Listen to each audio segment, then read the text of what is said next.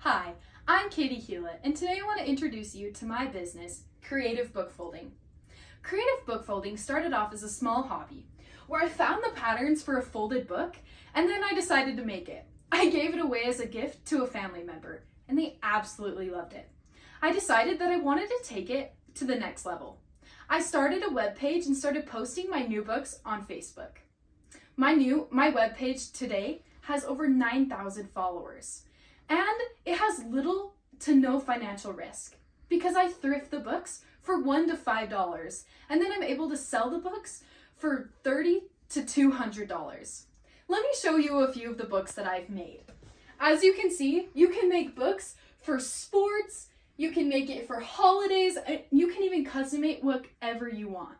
They're not painted on, as you can see in this one, they're actual papers individually put in.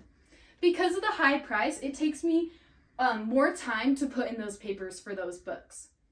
With your help, I want to take my business to the next level. Ready to take this journey with me?